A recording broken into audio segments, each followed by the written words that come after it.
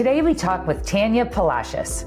Tanya had a long career as a recruiter and was a competitive bodybuilder before starting her real estate journey. She had an astounding 13 transactions in her first year, and that's continued to grow in year 2. She has won the Rising Star Award and has earned a spot on the Associate Leadership Council in her organization. She serves others in the brokerage and helps mentor new agents. Stick with us to learn how she did it. Welcome to Unlocking Real Estate, My First Commission, where we dive into real stories, big wins, and early lessons learned from highly successful rookie real estate agents and brokers.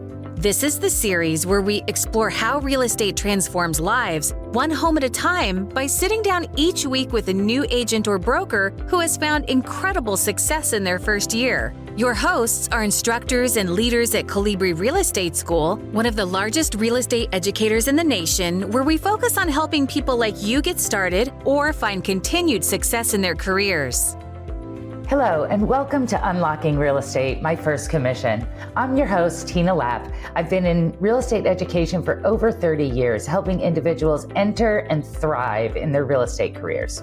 We are here today with Tanya Palacios. Tanya, will you take a moment to introduce yourself, where you live, and what company you're with?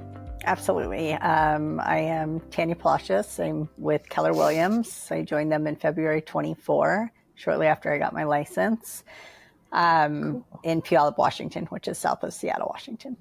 Wonderful. Thanks for being with us today. I'm looking forward to this conversation. Let's start with kind of the very beginning. What were you doing before you got into real estate? I was a corporate recruiter for 24 years. So I worked in many different facets of recruiting. I ended my career working in more corporate recruiting for RPO type models, where I would work for one company and then they would contract out to other companies and I would be like the face for that company. And then, went into contract work, probably in 2021, 2022. It was risky because you don't know when it can end. And then in 2023, it was, there was a huge tech layoff. Everybody was laying off and I was impacted by that. Wow. And then I have, the story on how I got into real estate. So. Yeah. And I will say, based on your background, you had a lot of interactions with people. Obviously, you were the face. Absolutely. You had like a lot of interactions with people. I'm sure that has helped with your real estate career, and we'll talk about that in a few minutes. But so tell me, like, here's your situation. What inspired you to pursue a career in real estate? Like, how'd that happen? Yeah, so I was a competitive bodybuilder for 9 years. I did the pro level up for 5 years. And I was working, I lead with that because I go to the gym a lot. And I was working out with a girlfriend of mine who also had competed. And I had just went through my layoff and she was a realtor. And I would just ask her, like, how's your day going? What do you have planned today? And I was like, I could totally do that job. And she's like, it's really hard. You don't know when you're getting your next check. And she was being honest with me. Yeah. And we were really broke. We had no money. My husband was furloughed. It was still when they were furloughing people shortly after COVID, because it was early 23.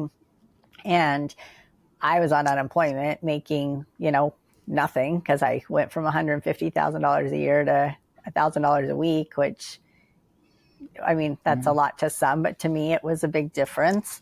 Yeah. And I didn't have the money for the materials. And honestly, the 3 books scared the hell out of me. I was like, that is a lot of reading, and I hate reading, and I hate studying, and I hate testing. So I was talking myself out of it. And then my husband got like a small bonus that was exactly $500, and the books were $480. And I was like, I think God's trying to help me something. So I went for it, and I did it in 12 weeks because once I got into it, I couldn't stop. Like, I just loved it so much. I would have to force myself to stop studying after 3 hours a day, because anything over 3 hours a day, your brain's just mush. It's just so much information. Yeah. And it's a 6-month course. I did it in 12 weeks. During that 12 weeks, I got a contract job. So now I'm working full time, finishing my studying. So I took about a month to go do my test. Took my test. I missed it by 1 point. I got a 69. You have to have a 70. And I took it 4 days later, passed it, all while working full time. So I started working full time in July and I got licensed September 1st. And then I started with a small boutique firm. I won't mention the name. Yeah. And I didn't feel like that firm was giving me what I needed to be robust in my business, because I knew that I was going to do this. Like, there was no stopping me. And once I put my mind to something, I accomplished it, which is why I did bodybuilding for so long, because that's a disciplinary sport. And so I ended up leaving the boutique firm in February 24. I had my first transaction go mutual in December of 23. So licensed September 1st, first mutual December, middle of December, which was someone from my sphere of influence, which was a person from the gym.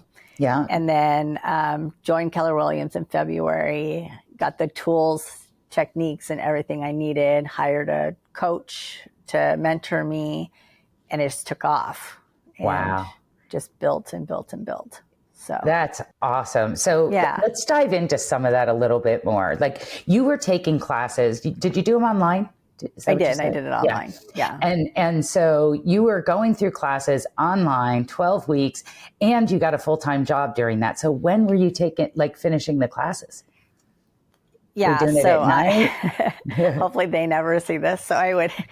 So in recruiting, your work speaks your volume. So if you're not hiring people, then you'll be looked at. If you're filling your jobs and you're doing the work, they leave you alone. Yeah. So I would fill my jobs, and then I had two computers. I had one here and one here, and I would work a little, and then I'd study, and then I'd work a little, and then I'd study, and I just do that all day. And then I'd spend a few hours. I work like 6 to 3, 6 to 2. Get up at 3:30 in the morning, hit the gym, or I put the hours in it, and I'm just a great multitasker. I love it. That's awesome. I just made it happen. you made it happen. You did. I made it happen. I did what I had to do. Yeah. And congratulations to you. I do want to pause on the fact that you tested the first time and you didn't pass. You were super close, but didn't pass. And the fact that you didn't give up speaks volumes that, nobody cares what you get on the state exam, right? Exactly. Once you pass, and nobody cares what the score is. Right. And I think the fact that you had the tenacity and the drive to go back and say, I'm going to do this. Just fantastic. So congratulations. And I want people to know, it happens sometimes, right? Oh, I mean, when I was sitting in the H&R Block office, there was one person in there, their 7th time. And I'm like, maybe it's not for you, that's a lot of money. I mean, you have to pay every time you don't pass. But the state exam was the easy part. It was the national exam that I missed by 1 point. So I passed the state the first time, but the national I missed by 1 point. But it was, and I really like how they print out and tell you the percentages on where you ranked in each area. So you knew what to go back to and study for. So I could just brush up on the areas I scored under 70% in, and then go back and retest. So, yeah. And congratulations, you did it. You did it for sure. Obviously some challenges along the way, but you at the end of the day, you were in real estate. How long did you stay at the first boutique brokerage before going over to Keller Williams? So I started with the boutique brokerage September 1st, 2023, and I joined Keller Williams February 2024. Okay. So less than 6 months. Yeah. Less than 6 months. Yeah. That's awesome. So tell me, what were your expectations going into your first year? I was going to do 12. That was my goal. Yeah. All right. And you beat it. And I beat it. Yes. Yeah. So with Keller Williams, they have an economic model. So when I met with Pam Ranch, who's one of the owners of the ranch network that I'm with, she was like, well, where'd you get 12 from? well, I also have an associate's in accounting. And so I just did a quick budget and I'm like, I need to be at this. And I know that your gross income in real estate is not your gross income on W-2. So I want to make that clear to anyone that's watching this. Yes. Because you have a lot of expenses. Important. You're building a business. You have to pay yourself. You have to pay taxes. You have to pay your overhead. There's so much to pay. But 12 would be a comfortable number to give me about $100,000 net, and a little about 150 gross, approximately. And so we did the economic model, and she goes, "Yep, you are right. You need to be at 12 to hit your goal."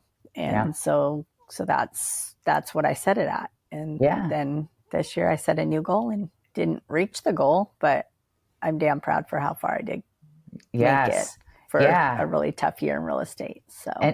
Absolutely. And having, I think it was 13 transactions your first year and 20 in your second year, like that's fantastic. And I have no doubt that'll continue to grow. So how long after obtaining your license did you close your first transaction? We closed in January, but I went mutual within the first 90 days. Okay. Yeah. That's amazing. And so when you found yourself newly licensed, how'd you market yourself? How'd you create credibility? Was it ever an issue that you were a new agent? No, in fact, I would call myself out sometimes. And then a friend of mine was like, no one needs to know you're new. And I remember during that first transaction, I was like, sorry, I'm new. And she goes, oh, I would have never, the agent on the other side said, I would have never guessed you were new. You handle yourself so well and you talk so well and you know how to deal with people. And I was like, no one needs to know I'm new. So I quit telling people I was new. But I think that was more of an insecurity because there's so many forms and so many legalities and how do you handle certain objections? And there's just a lot, but I had to look at it. I'm very fortunate I come from a recruiting background because you have those same type of things you deal with when you're dealing with VPs, directors, and they're objecting a candidate you're presenting to them, for example, or you're trying to convince someone to take a job or take an offer, so it's there's a lot of similarities. So, I'm not a big social media person. And when I first joined the industry, everyone's like, in fact, when I became a pro bodybuilder, I got rid of all social media. So I had zero social media for 6 years. Wow. And then when I got my license, I cringed at setting up Facebook and Instagram. I was like, well, everyone says I need it. So, but I've never used that for business. I post my activity on there, but I'm starting to dip that direction, but it's not the core of my business. So I'm just now getting into my branding and my marketing. Okay. So I just paid because you have to lead with revenue. So in your first year, you're still building, right? I mean, you got to buy your signs, you got to buy this, you got to buy that. But I just paid for branding earlier this year, just had my signs refaced, just now working on buyer and seller packets that are branded to myself. Like, it's a lot. It's very backwards from what most people do, but I tell myself based on relationships, and it's all about building the relationship and getting to know my clients on a personal level, and then the business will come. So, yeah. So you talked about contracts and like you didn't know, you weren't sure. Did you have a mentor, someone that you could call? How'd you get support? Yeah, so a lot of brokerages will require that you be in their productivity program or their mentorship program. So the first boutique firm had a coaching program, and I got guidance from that, and that was helpful. Yeah. But when going to Keller Williams, at that point, so when I left the boutique firm, I was having a conversation with a top agent at Keller Williams, and I really wanted him to help me execute and convert. So I was already halfway, 3/4 of the way there, but I needed help with the conversion. So he had 10 years experience. Of course, he knows what he's doing, but it didn't make sense to pay him plus pay the boutique brokerage and all my fees that I was paying, you know what I mean? Yeah. So I thought, why not just join the office he's at? But I had like 5 meetings before I made the jump because I'm very loyal. So I wanted to make sure it made sense. So that he was the reason that I really joined Keller Williams. And then after meeting with Pam Ranch and just how warm and inviting she was, and like I said, I had 5 meetings with her before I joined. Like culture was very important to me, and the training. So because in this industry, in anything you do in life, what you put in is what you'll get out. So if you're not putting the work in or the activities in, then you're not going to get the results. Yeah, makes sense. So he helped me we'd have biweekly meetings and go through steps, and it's almost like an accountability partner, right? So, following all the steps, all the touch points, how to do an event, and I just ran with it. So that's great. That's great. So you said when you got started, social media wasn't really a thing for you. Like, how did you find your first several clients? 50% of my business in my first year was referral.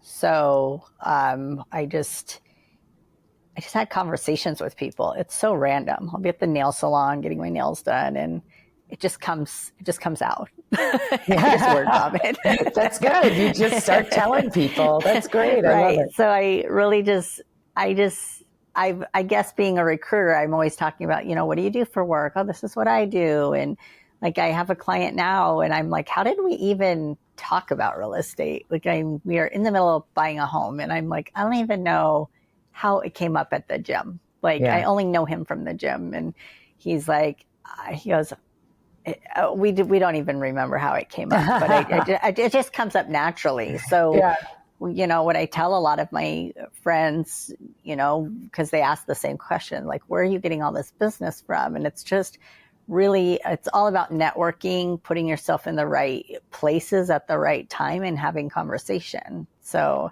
if you don't open your mouth and communicate, no one's going to ever know what you do. And you got to be proud of what you're doing and proud of what you're building, because you want to show that excitement to your community and to your sphere of influence and to everyone that's involved in your life. So are there things that you're involved in outside? Like, I love it. You're getting your nails done. You're at the gym. Are there other things in the community that you've gotten involved in that have helped you connect and network?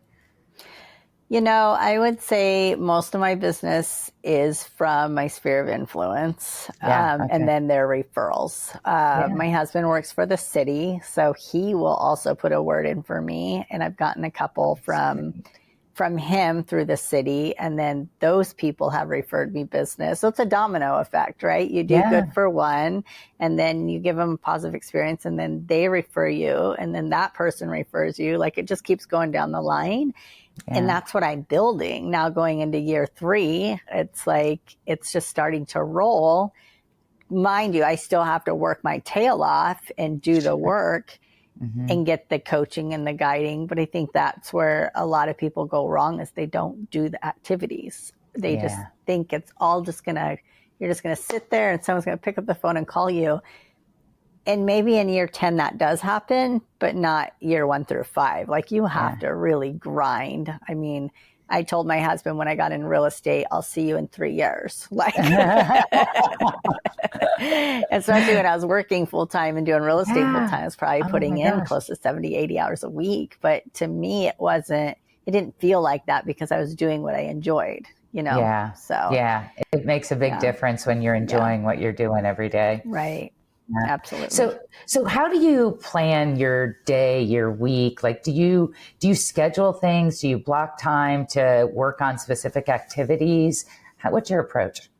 Yeah. So I'm very ADD. So that's a work in progress, which is why I have a great coach that's helping me now with that. Because I keep everything in my head, which is a very dangerous place to keep it.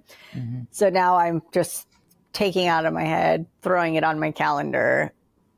Like, I have Christmas cards I need to send out. So I've got to dial in my database so I can tag them correctly. And I'm realizing through this exercise, I am missing some things. So So now I'm doing a lot of manual work, but next time it'll be streamlined. So, Yeah. I will time block on my calendar, but I am not an expert at that. And I am a work in progress for sure. So like I know in my head what I need to do, and I've got a list in my head, but I'm working on getting it out of my head and onto my calendar. So time blocking, color coding, all that, highly recommend. It's the direction I'm heading. That's great. That's great. Yes. Progress. And is it helping? Is it helping? It is helping. Yeah. Okay. Yeah, absolutely. And so you've found most of your clients networking, people referred to you. Do you do any other marketing or not really? Like not really. Postcards or nothing like that. It's really just, Yeah, I mean, if I think back to like, where did I get my listings? Like I'm heavy on the buyer side and my goal is to get heavier on the listing side. Yeah. But if I think back to my listings, I mean, I've got sphere of influence. I've got one I met at an open house. And then I've got one from a sign, like they walked by and saw my sign. Okay. I am doing all the activities of the golden letter, mailing letters out to absentees. I do send just listed postcards, just sold postcards. So I do all those activities, but I've not seen a return from that yet. But that doesn't mean I don't do it. It means you keep doing it because eventually that's going to pay off. I hold a Santa Paws event every year. We just did our second annual one where we hire a Santa Claus and I hire a photographer and we use our clubhouse in our community and I open it up to my community because I'm trying to farm that, and I open it up to my sphere of influence as well. The event this time booked out in 2 weeks. Wow. And we still had like 3 weeks left to market it. So next year we'll open it up for an additional hour. But this is the second year we've done it and I didn't get anything last year. I mean, I got a lot of appreciation, but no business from it. But this year I have a listing consultation and a buyer consultation on Tuesday from the event. So it takes time. And and now they're starting to recognize myself and my lender, and they're like, oh yeah, it's them. And then her and I delivered 88 pumpkin pies to people's porches. So most realtors will do an event and have people come to them, but you have to really set yourself apart from everyone else. If everyone's doing an event, it's just another event. Where if I'm providing value where someone just has to open their front door and there's their pumpkin pie, that's going a lot further and people appreciate it. So we did 13 cities in 3 days and delivered 88 pies, and we definitely will do it differently next year. It was a lot of work. I was like, all right, I'm going to hire my kids to go porch drop them. But we have a lot of good conversation too. So it's like, we may just divide and conquer and whatnot. Because I don't have a territory either. And that's also, you can't say no to business. You know, so, I mean, I just drove 3 hours for a buyer, you know, so. You do what you got to do. And, absolutely. That's amazing. And, you know, a lot of our listeners are individuals who are thinking about a career in real estate or maybe recently licensed and looking for ideas and motivation. And, you know, it sounds like you're doing a lot of things. You got to find the thing that works for you. Absolutely. And you need to surround yourself with people that are better than you, not people at your level. So if I only hung out with new agents, I wouldn't be where I'm at. So I'm getting mentored by people that are top producers. And now I can say I'm a top producer because I learned from the best. So you have to be better, you have to surround yourself around people that are better than yourself. Yeah, that's great advice in real estate and in life, right? Absolutely. So do you have any memorable or funny experiences from your first year that maybe you were still learning, did something wrong? Like, you know, we all screw up from time to time, right? I can't think of anything major that I flopped on because I always had that mentorship, you know what I mean? But I have had weird transactions. So I've dealt with some interesting situations that agents of 20, 25 years haven't even dealt with yet. Like investment buyers who can buy a home because they have Bitcoin and they're cashing in their Bitcoin into cash. Like I've got 2 clients like that. Wow. I've got, manufactured homes on leased land. Those are always tricky. I've not dipped into the whole investment piece. But I feel like that's coming my way. I've double-sided a deal that's legal in our state. Most agents would shy away from that. But it's case by case scenario. And I was successful at that. But that's hard because you have to be very neutral and you can't give advice. So I've had a lot of interesting situations, a lot of fires I've had to put out, a lot of challenging agents. Other folks. I've heard that for sure before. Yeah. So any particular client interaction that you've worked with that was particularly touching or that stands out to you in any way? You're going to make me tell this and I'm going to get emotional. So I had every client situation is emotional and touching because I really wear my heart on my sleeve, and no transaction is a transaction to me. It's about the relationship and what I'm fostering. The rest I don't even care about because it's changing people's lives. So I had, I had a listing in Olympia, and it was my client's, it was one of the baseball dads. My son played baseball. So like I'm connected in that area too. Okay. Yeah, good. So his mom passed away like a year prior, and he was just holding onto the house and he needed to sell it, but he just wasn't ready yet. So I went into that meeting with a sensitive heart and as a partnership and as a project manager, because you're never going to walk into a listing and it's going to be ready to go. There's always going to be something that needs to be done. So you really have to become a project manager. And in this case, the whole house was smothered in wallpaper. The carpet was bad, and the whole thing needed to be done. So then I coordinated contractors. They were able to come in, remove all the wallpaper. I think they textured and painted over it. Like they did a phenomenal job. You couldn't even tell there was ever wallpaper. They did new carpet. And then my seller, which was the son, was like, he just kept going with the updates, and he did all the vanities and the mirrors and the light fixtures and everything. And anyway, we get this house ready. It's a Rambler on 5 acres. Great property. Yeah. And we decided to list at, I think, $669 for that area. That was a competitive price. And we got an offer on day one, and it was contingent, which for those that don't know what that means, it's, they have to sell their house before they can be out of that contingency. And so I advised taking it. I said, it's not a bad idea to take it because people can still show it. And I listed it Thursday. The offer came in Friday. We signed it Friday. And then I held an open house Saturday. The open house we had like 7 groups come through. And I'm like, we have a contingent offer, but we're open to other offers. Well, everyone else was contingent too. And then that night I got an all cash offer. So our contingent offer was $685 because they were going to take everything in the barn. So there was an 1,800 square foot barn as well. And it was full of like a tractor and tools and just full of stuff. My seller he just was done with it. He didn't want to get rid of everything and have to go to the dump and do this and do that. And it was good stuff if that someone could use if they turned it into a farm.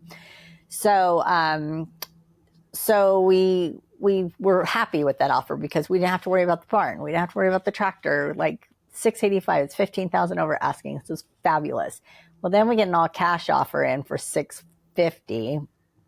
And I was like, at least give us our asking price, right? Because now we have work to do if you don't want stuff in the barn. And the agent was like, no, we'll take the stuff in the barn, but we'll give you just your asking price.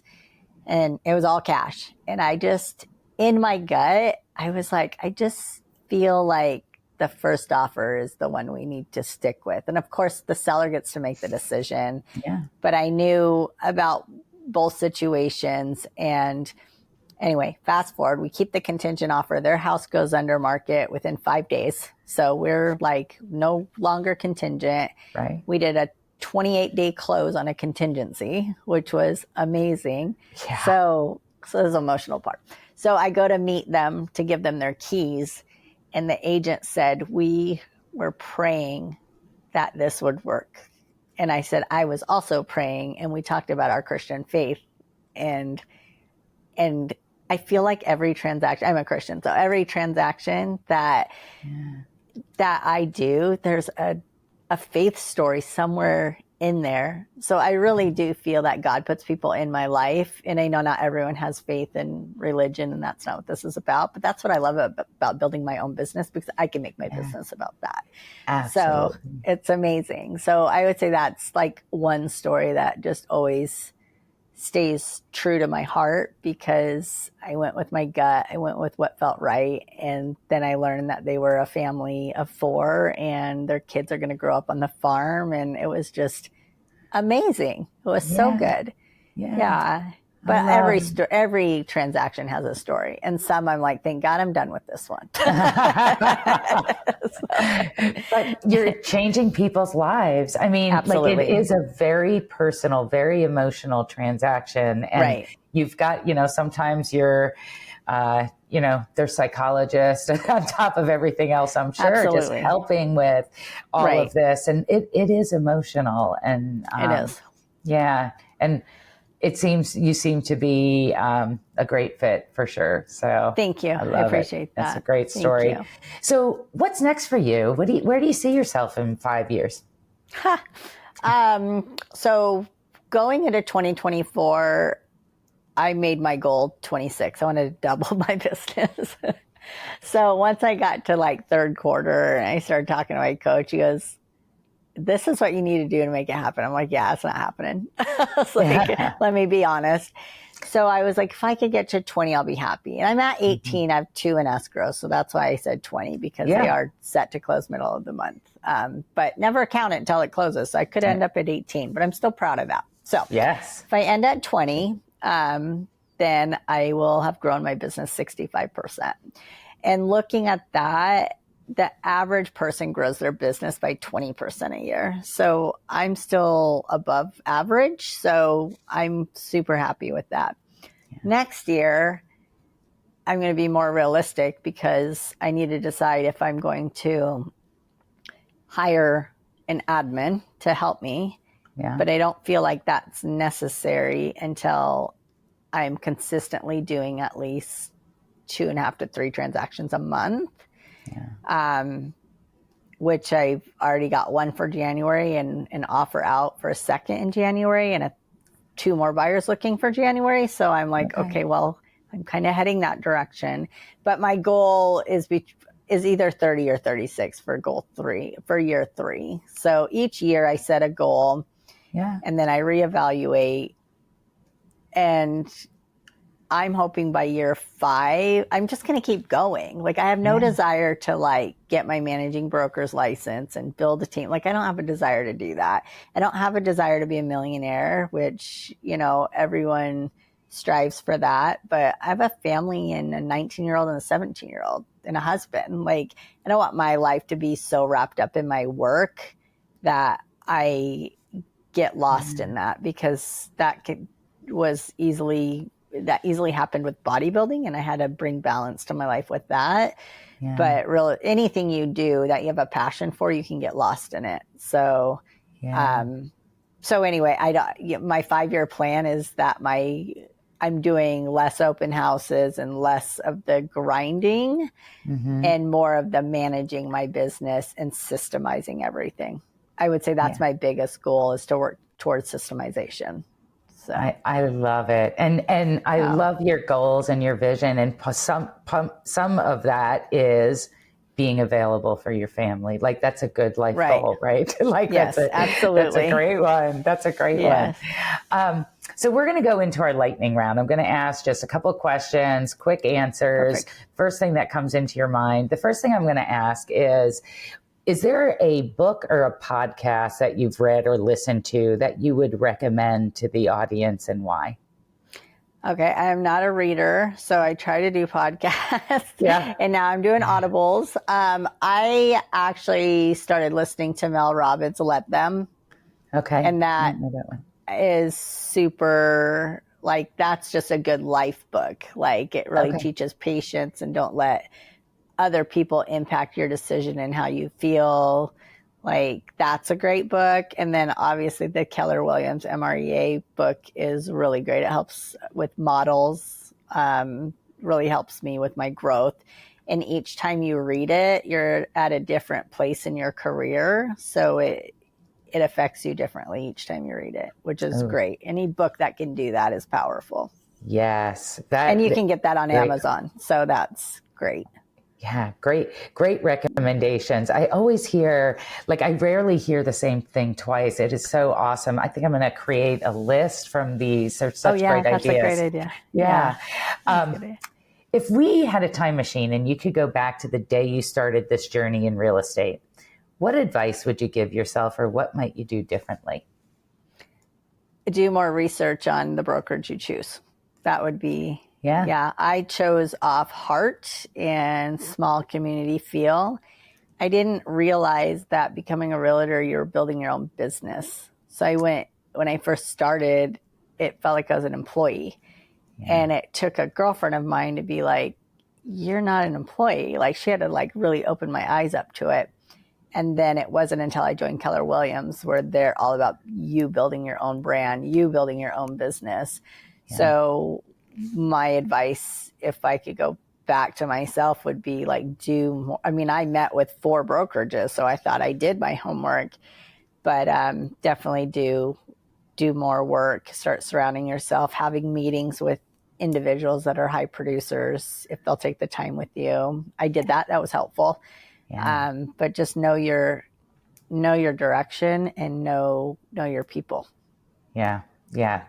That's great. And I love that you pointed out, because so many people do start in real estate and not realize you own your own business here. And you are like, and you went to school for 12 weeks and now you're a business owner. And, it's just a beautiful story, and it's scary, but also pretty rewarding too. Absolutely. For sure. Definitely. So if you could have dinner with one person, dead or alive, who would it be and why? Probably Gary Keller, honestly. And I say that because I've been to like family reunion, and he's just a genuine man who like pours into his people, and he's just a wealth of knowledge. So when I went to family reunion for the first time, I told Pam, I'm like, I'm going to speak at family reunion one day. And that's my goal, is to just, but you've got to do something powerful. Like, you've got people that pick YouTube as their main source, and they're doing $100 million a year in real estate. Like, those are the people that are getting in front of Gary. So, so I got to find what that niche is and go for it. Yeah. So, yeah. All right. Well, that'll be fun. I've been to family reunion. It's been a couple of years. Family reunion. Yeah, it's in Atlanta amazing. This year. So, or in February. Yeah, it's going to be in Atlanta. Amazing event. So tell us, what'd you do at work yesterday? What was your day like? Oh, yesterday. What was yesterday? Yesterday was Thursday. I think yesterday was a light day. Let's go to Tuesday. I'll tell you what I did Tuesday. That's fine. No one will know the difference. Tell us about Tuesday. Tuesday was key giving day. So it's closing day. So closing day is always exciting, because you get to meet your buyers and this was one of my Bitcoin buyers. So very young, 21-year-old, buying his first home. 3 hours away from where I'm at. I want to protect his privacy. So, his parents, helped him, because Bitcoin's not a real job. So you can be a millionaire, but if you want to finance anything, it doesn't count, because there's so much risk to it. So, we had to do a co-sign situation, but his parents were there, and I did pictures and handed him the keys, and it was just so rewarding just to see the smiles on their faces, give them their closing gifts, give hugs, and just appreciate them giving me the opportunity and them trusting me with their young child who's buying a home, right? So, closing day is always fun and rewarding. And then, really just working on just finalizing things for my upcoming year.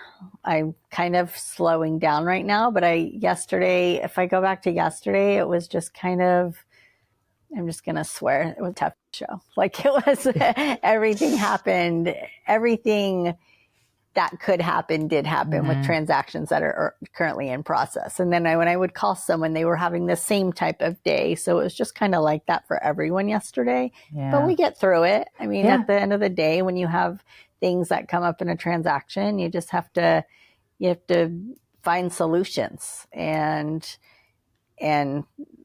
become a problem solver. I mean, that's what this is all about, is you're solving people's problems. So, yeah. So you had a rough day, but the day before you had a beautiful day, right? Oh, yes. Like, so there's the ups and downs, there are ebbs and flows for sure. Absolutely.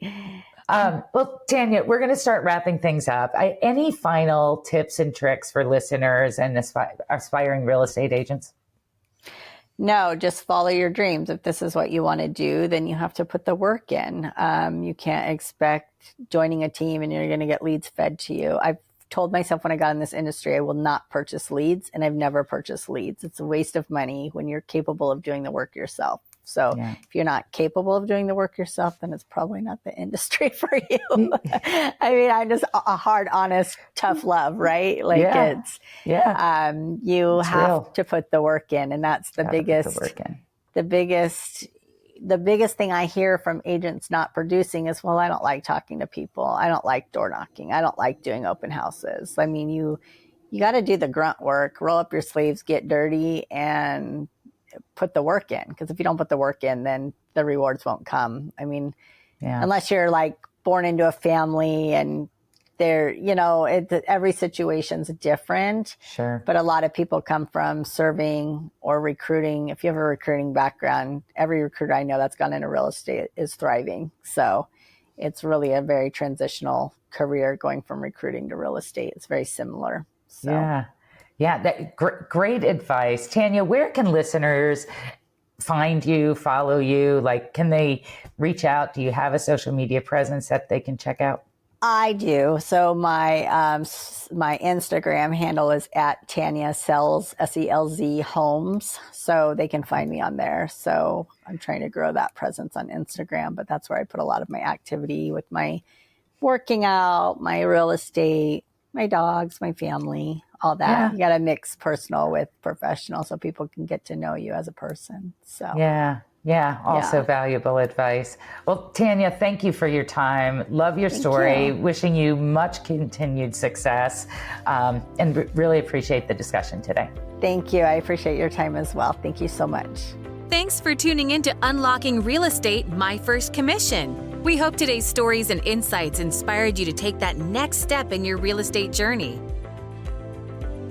If you enjoyed this episode, don't forget to like, subscribe, and hit the notification bell so you never miss an episode, or head over to our channel to see some of the other content we've produced. We'd also love to hear from you. Drop a comment below with your biggest takeaway or a question for our next guest. If you have a recommendation for someone we should interview, please send a note to unlockingrealestate@colibrirealestate.com.